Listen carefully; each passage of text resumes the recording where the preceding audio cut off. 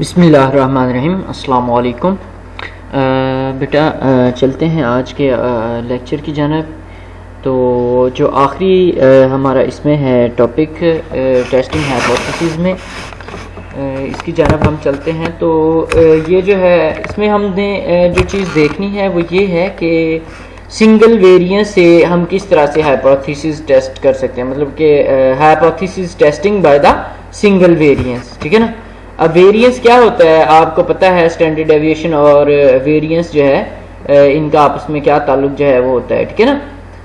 मतलब कि standard deviation और वेरिएंस जो है वो क्या है कि स्टैंडर्ड डेविएशन का अगर हम स्केयर ले लेंगे तो वो वेरिएंस के बराबर हो जाएगा। ठीक है।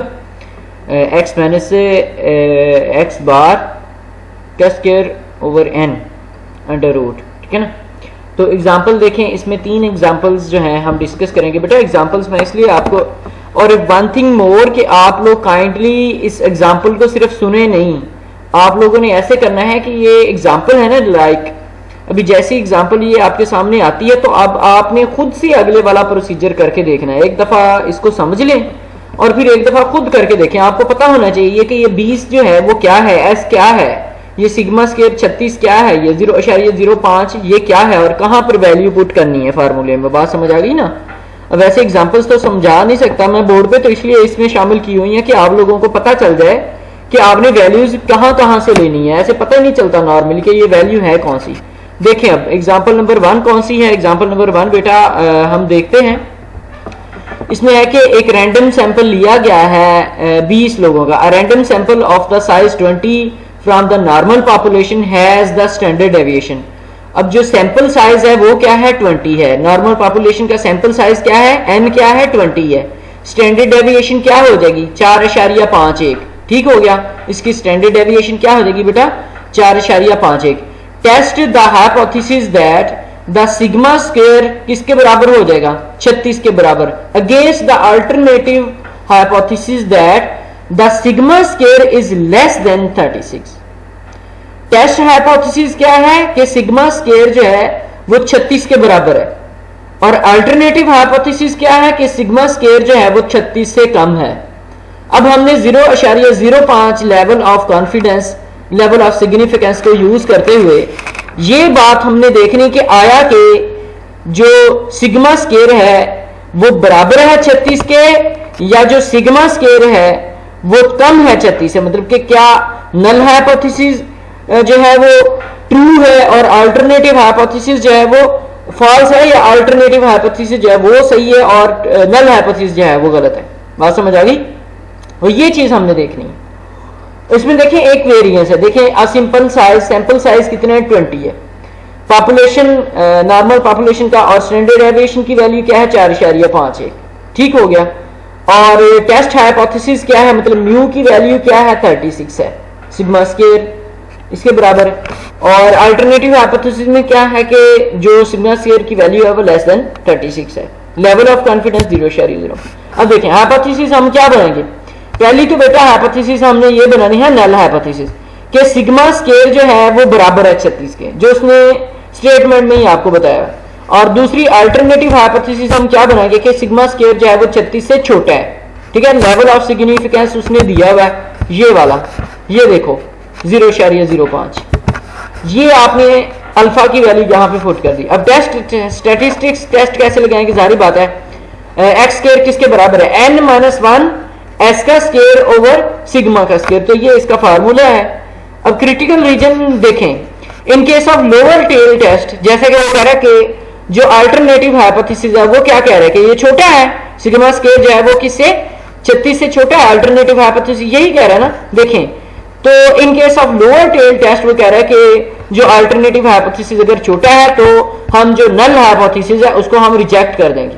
तब अगर एक्स स्क्वायर जो है कैलकुलेटेड वैल्यू एक्स स्क्वायर की, यहाँ पे इस फार्मूले के तहत जो एक्स स्क्वायर की वैल्यू जो हम कैलकुलेट करेंगे, अगर वो छोटी होती है या बराबर होती है एक्स स्क्वायर से, जो कि हम टेबुलेटेड या टेबल से वैल्यू लेंगे, तो हम क्या कर देंगे कि नल हाइपोथेसिस को हम क्या कर देंगे बेटा जी, हम रिजेक्ट कर देंगे। बात समझ आ गई कि नहीं। In case of lower tail test, जैसा कि alternative hypothesis is less than, so we will reject the null hypothesis if x square की वैल्यू जो कि कैलकुलेट की गई है वो लेस देन है या बराबर है एक्स स्क्वायर की वैल्यू जो कि हम टेबुलेट करते हैं या टेबल से जब हमने निकाली है, उस केस में हमने नल हाइपोथेसिस को रिजेक्ट करना है। मतलब कि जो हमारा टेस्ट हाइपोथेसिस होगा वो फिर एक्सेप्ट हो जाएगा। बेटा नल हाइपोथेसिस जब रिजेक्ट होता है तो टेस्ट हाइपोथेसिस जो है वो एक्सेप्ट होता है, ठीक है ना। एक केस तो ये है। इसमें देखें वो कह रहा है कि वेयर एक्स के टेबल इज इक्वल टू, कैसे इसको हमने कैलकुलेट करना है, टेबल में से एक्स की वैल्यू कैसे कैलकुलेट करते हैं। बेटा ऐसे कैलकुलेट करते हैं ना कि एक्स स्क्वायर 1 माइनस अल्फा, ऐसे कैलकुलेट करते हैं ना n माइनस 1, ठीक है। तो 1 माइनस अल्फा क्या है, अल्फा की वैल्यू क्या है 0.05 और n माइनस 1 क्या है, n की वैल्यू क्या है बेटा 20 है, ठीक हो गया। तो इसमें वैल्यू पुट करें, 1 माइनस अल्फा की वैल्यू क्या है 0.05 और n की वैल्यू क्या है 20 है। तो ये देखें एक्स स्क्वायर किसके बराबर हो जाएगा 1 माइनस 0.05 और ये इंटू क्या आ जाएगा 20 माइनस 1, ये 19 आ जाएगा। 19 को आपने 0.05 से ضرب देने, जो आपका जवाब आएगा ये देखें उसको आपने एक में से निकाल लेना, ठीक हो गया। तो आपके पास जो है वो क्या आ जाएगी, एक्स की वैल्यू आ जाएगी। तो ये कितनी आई है 10.117, तो 10.117 जो है आपकी वैल्यू आई है काई स्क्वायर टेस्ट के जरिए, ठीक है ना। तो एक्स स्क्वायर जो हमने कैलकुलेट किया है उसकी वैल्यू वो कह रहा है कि लेस देन है 10.11 से। अब दूसरी जानब हम इसको कैलकुलेट करेंगे, कंपटीशन लगाएंगे। बेटा दो तरह से हम देखते हैं ना कि हम कैलकुलेटेड वैल्यू और जो टेबल वाली वैल्यू उन दोनों का कंपेयर करते हैं, उसके अकॉर्डिंग फिर हम नल हाइपोथेसिस को या रिजेक्ट करें या एक्सेप्ट करें। अब हमने इसकी वैल्यू कैलकुलेट करनी है, कैसे जी, ये देखें जी।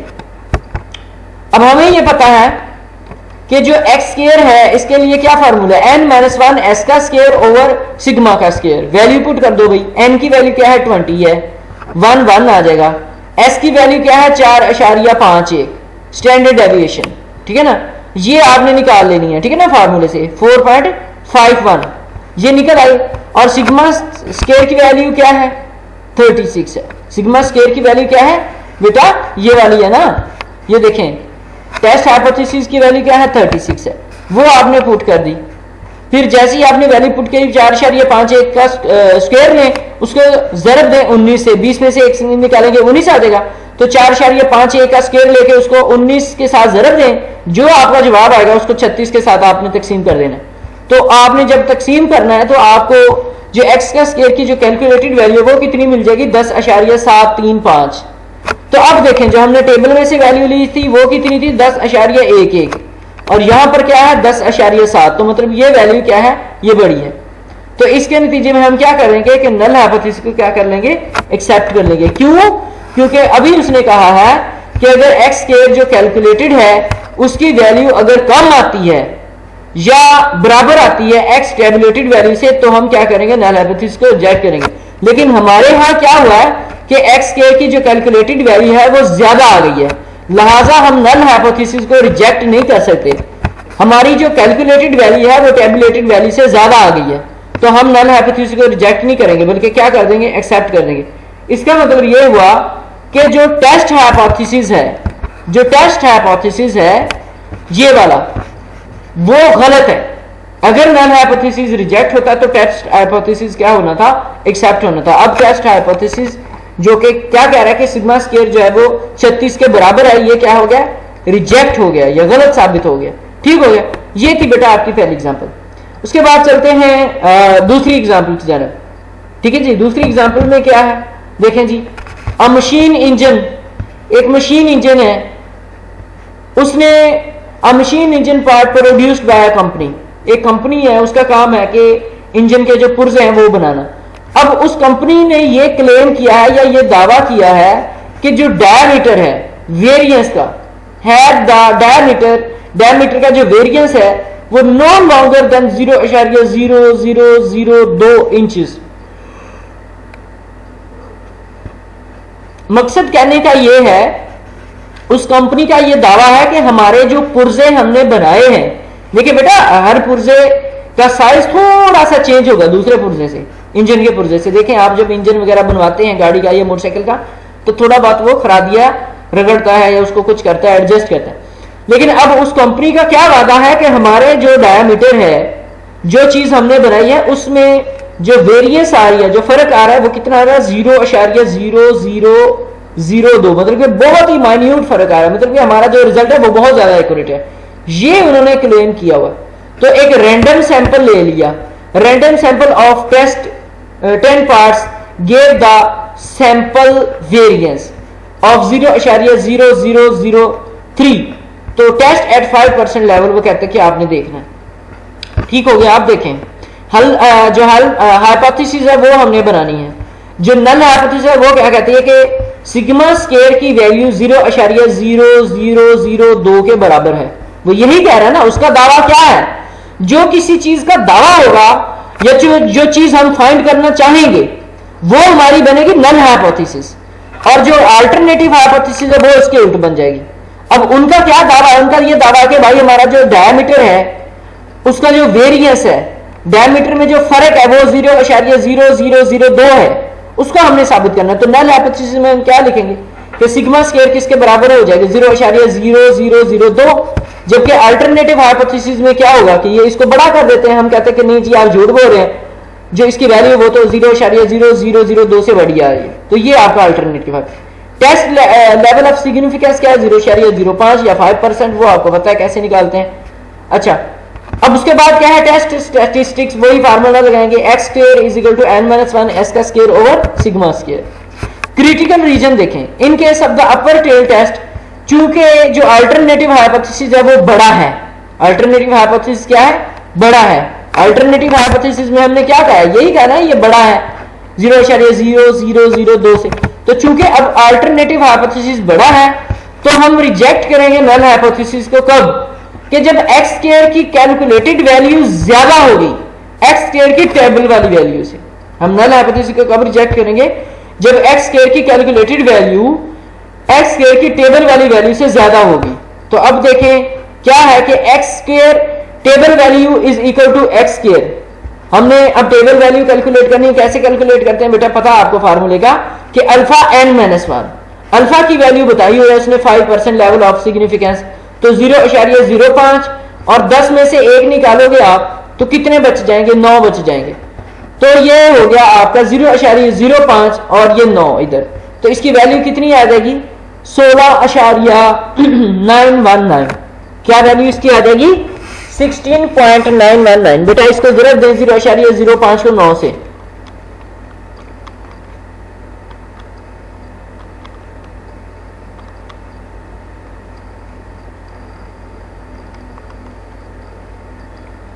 ठीक है जी।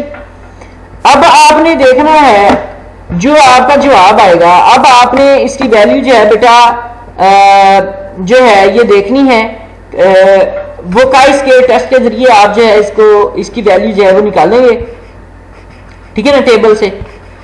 तो फिर आपने क्या किया कि एक्स स्क्वायर की जो कैलकुलेटेड वैल्यू है वो आपने देखी है कि वो ज्यादा आ रही है, ठीक है ना, यूजिंग द काई टेबल, ठीक है। काई टेबल से आपने जो एक्स स्क्वायर की वैल्यू निकाली है वो ज्यादा है, तो क्या करेंगे हम कंपटीशन करेंगे। अब हमने कैलकुलेशन के जरिए निकालनी है।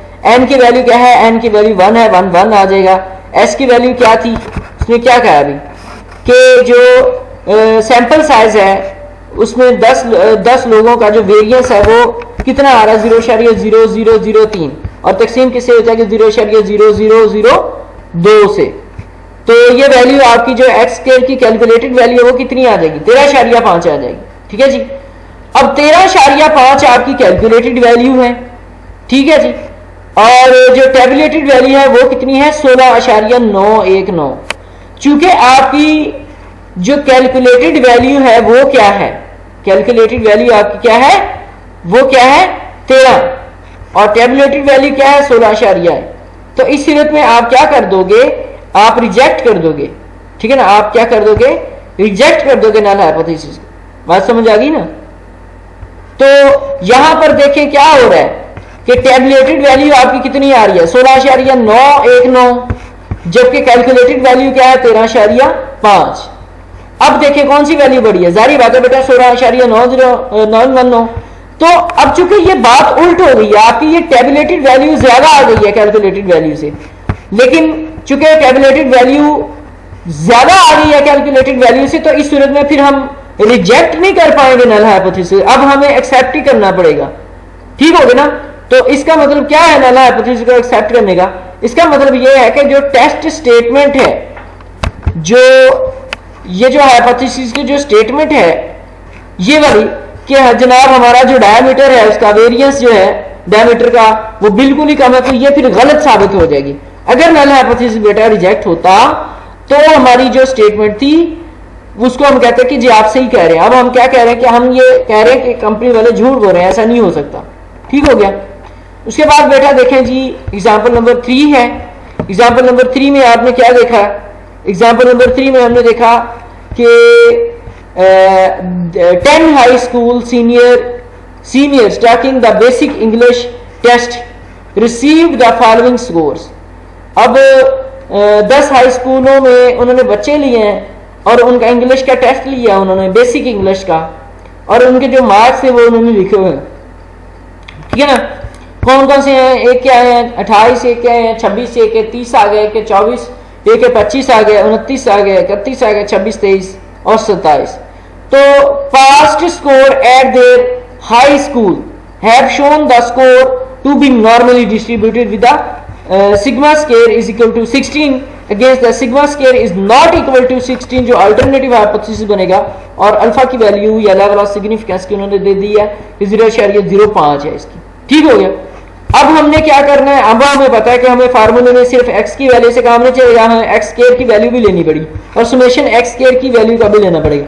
x की वैल्यू हमने देखी कॉलम में 28, 26, 30, 24, 25, 29, 31, 26, 23, 27 और इन सारी की वैल्यू का हमने स्क्वायर लेना शुरू कर दिया। 28 का स्क्वायर लिया तो 784 है, 26 का लिया तो 776 आ गया है, 30 का लिया तो 900 आ गया है, 24 का लिया तो 576 आ गया है, 25 के लिए तो 625 आ गया है, 29 के लिए तो 841 आ गया है और 31 के लिए तो 961 आ गया, 26 के लिए तो 676, 23 के लिए तो 529 और 27 के लिए तो 729।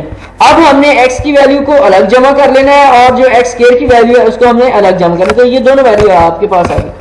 अब हमने देखना है कि हाइपोथेसिस, तो हम हमेशा से लेके अब तक दो ही हाइपोथेसिस हमने बनाने हैं, एक नल हाइपोथेसिस और एक अल्टरनेटिव। अब नल हाइपोथेसिस क्या कहता है कि जो सिग्मा स्क्वायर की वैल्यू है वो किसके बराबर है? 16 के बराबर, जबकि अल्टरनेटिव हाइपोथेसिस तो उल्ट होता है उसके, वो कहते हैं नहीं 16 के बराबर नहीं है। लेवल ऑफ सिग्निफिकेंस उसने बता दिया 0.05। अब टेस्ट स्टैटिस्टिक्स आपने लगाना है x square is equal to n-1 x का स्क्वायर ओवर सिग्मा का स्क्वायर।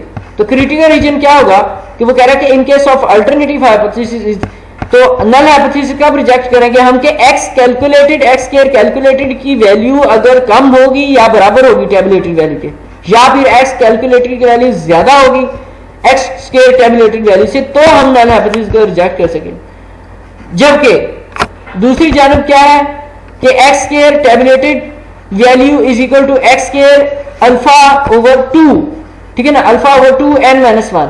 तो अल्फा की वैल्यू क्या है 0.05, तकसीम कर दें 2 से, फिर n की वैल्यू क्या है आपको बेटा पता है कितने 10 है, ठीक है ना। तो 10 टू स्कूलों को उसने लिया था ना, तो n-1 क्या आ जाएगा 10 - 1 9 आ जाएगा। तो 0.05 तकसीम 2, 10 - 1 कितना आ जाएगा 9, 0.05 को 2 से तकसीम किया तो ये 0.025 आ गया, इसको 9 से ज़रब दी तो 19.23 आ जाएगा। अब जो टेबुलेटेड वैल्यू है x square 1 - alpha over 2 n-1, ठीक है ना, इसमें देखें 1 - अल्फा ओवर 2 क्या है, अल्फा की वैल्यू 0.05 है, तकसीम किससे हो रहा है 2 से हो रहा है। तो अब क्या करेंगे हम, क्या करेंगे, जाहिर बात है इसका एलसीएम लेंगे, ठीक है ना। एलसीएम लेने के बाद हम इसकी वैल्यू जो है वो पुट करेंगे। तो जैसे ही हमने वो वैल्यू पुट की तो x स्क्वायर की वैल्यू कितनी आ गई, ये आ गई 0.975, 0.975, ठीक है ना, या 2.700।